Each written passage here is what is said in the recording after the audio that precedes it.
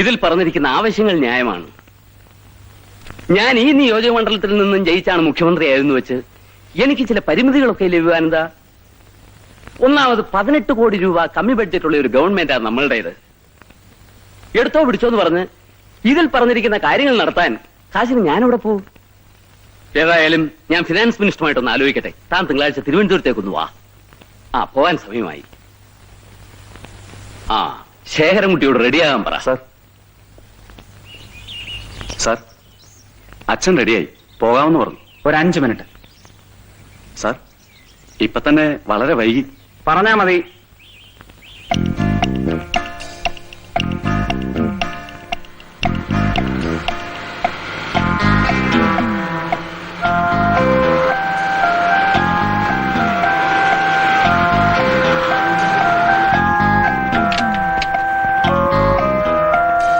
എന്താടാ പറയാം? അച്ഛൻ എപ്പോഴാ പോകുന്നത്? ഉടനെ പോവും. നീ ഈ കാറും കൊണ്ട് അച്ഛൻ്റെ കൂടെ പോയിക്കോ, ഞാൻ നിന്റെ കാര്യം വരാം. അതെ അതെ, ഞാൻ പുറപ്പെട്ടു കഴിഞ്ഞു. നിങ്ങളുടെ യോഗത്തിൽ പ്രസംഗിച്ചിട്ടേ ഞാൻ പോവൂ. നീ റെഡിയായില്ലേ? അച്ഛൻ പുറപ്പെട്ടോളൂ, ഞാൻ സാഗറിന്റെ കാറിൽ വന്നോളാം. ശരി, വരട്ടെ.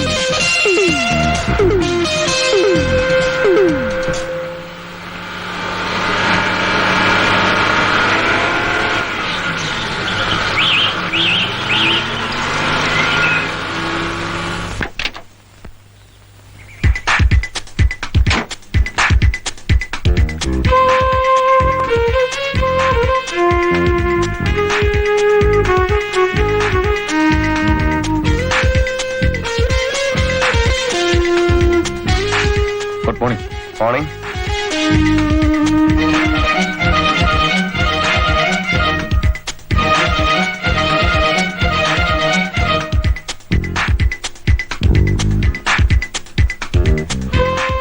നമ്മുടെ സാർ എങ്ങനെയുണ്ട്?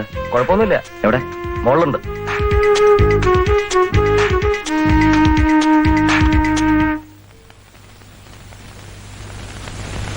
സാറേ, പോണ്ടേ? പോണ്ടേ? ട്രെയിന് സമയമായി. സാർ, ആദ്യം കണ്ണും മുഖമൊക്കെ ഒന്ന് കഴിക്കേ. പതുക്കെ പതുക്കെ.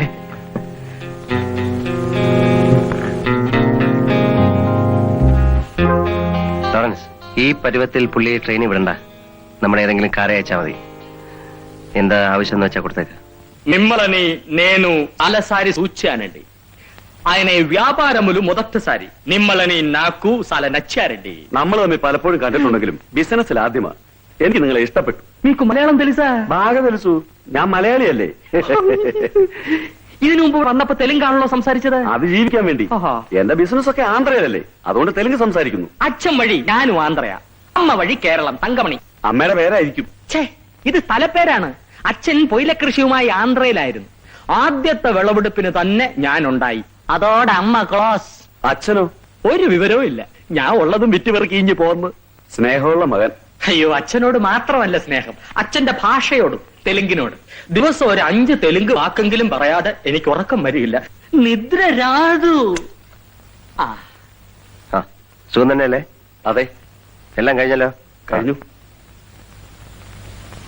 വരട്ടെ, സൂക്ഷിച്ചുകൊണ്ട് പോണം. സ്വർണ്ണമാണ്, കെയർഫുൾ. പോലീസ് എങ്ങാനും വഴി വെച്ച്. എന്തായത്? സ്വർണ്ണമാണ്, കെയർഫുൾ. മേലാൽ ബിസിനസ്സിലൊന്നും ഇടപെടണ്ട, കെയർഫുൾ.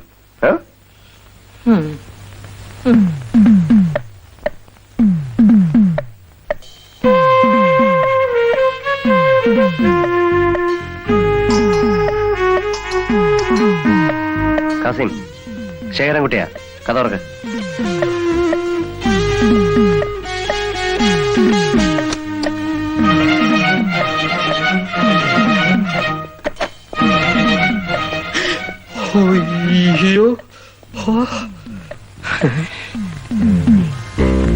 കാസിം, നമ്മുടെ കൂട്ടത്തിൽ ആരോ ഒരാൾ സർക്കാരിന്റെ കൂട്ടുകാരനായിട്ടുണ്ട്. ദൈവം പോലും അറിയാതെയാണ് നമ്മൾ സാഗറിന്റെ ഓപ്പറേഷൻ പ്ലാൻ ചെയ്തത്. എന്നിട്ടും സാഗറിന്റെ കാറിന്റെ പിറകെ കസ്റ്റംസുകാരുണ്ടായിരുന്നു. അതുകൊണ്ട് സൂക്ഷിക്കണം. കാസിമേ, പറഞ്ഞ കേട്ടല്ലോ, സൂക്ഷിക്കണം. സ്വർണ്ണ ബിസ്ക്കറ്റ്. ചുമ്മാരടാ.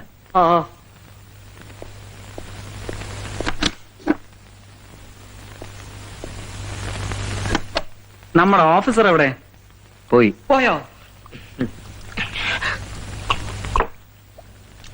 പോയല്ലോ. ഒന്നുകൂടി.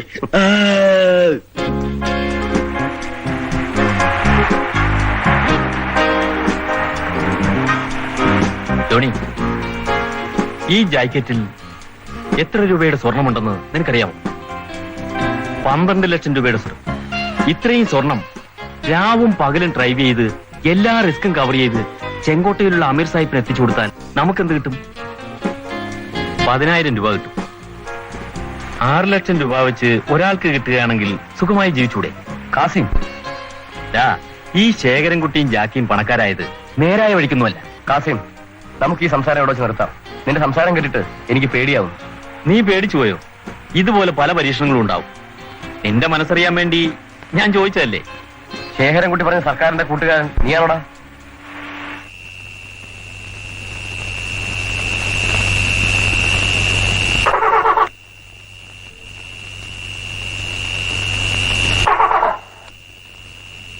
ജോണി, നീ നോക്കി.